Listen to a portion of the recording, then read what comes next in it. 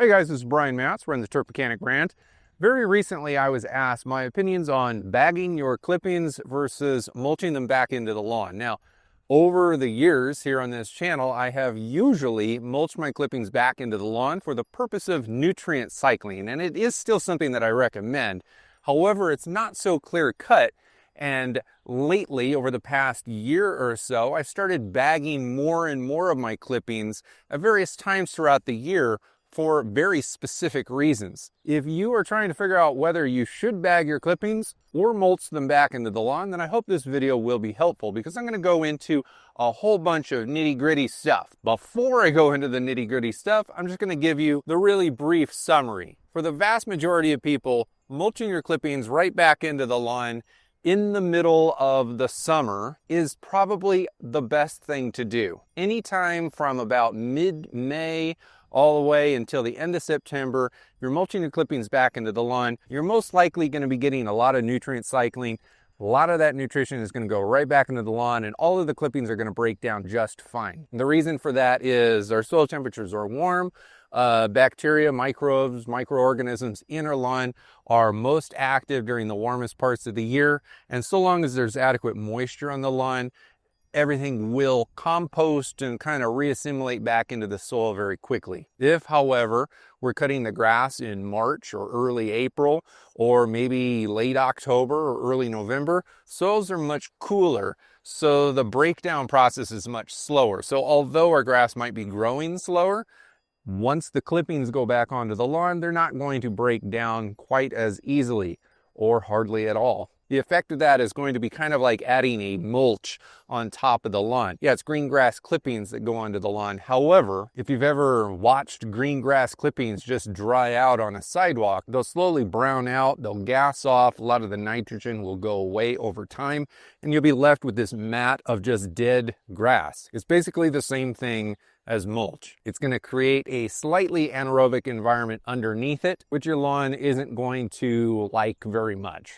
So all that's to say is, for the majority of people who are cutting their grass regularly, I do recommend mulching your clippings during the warmest parts of the growing season and bagging your clippings during the cooler parts of the growing season. Now, there's lots of other unique situations that are going to change that a little bit. For instance, if you've got a lot of bare soil, the sun is going to beat down on that soil much quicker in the spring and warm it up. If you live in a very dry climate where during the summers it's hot but it's always dry, you might end up having a harder time getting grass clippings to reassimilate back into the soil system simply because they dry out so fast on top. If you have a rough lawn with lots of weeds in it, then I almost never recommend mulching the clippings back into the lawn, because if we can run a bagging mower over the top of it, we're going to be sucking up a lot of those seed heads from the weeds and removing them from the lawn instead of just cutting them and putting the seeds right back down.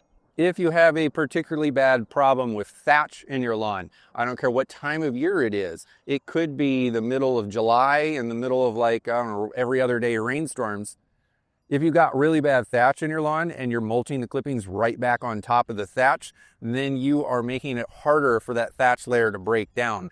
The soil microorganisms are going to be more active on the lower side of the thatch as opposed to the top side of the thatch. And if the grass clippings are landing on the top side of the thatch, then that means that they're not going to reassimilate into the soil. They're just going to layer themselves on top. Now, another situation where I would never recommend mulching them back into the lawn, regardless of your environmental factors, is if you have let your grass get overgrown. Like if it is significantly overgrown, let's say you went away for vacation for a week and then you came back and it was all rainy and wet and you were catching up on laundry, and all of a sudden 2 weeks has passed and your grass is super duper tall, then mulching those clippings back into the lawn is not going to work very well. No matter how good your mulching mower is, you're going to be putting larger chunks of grass down all at once. Now, I tend to cut my grass 2 times every week. So in a 2-week period of time, I should have cut my grass 4 times.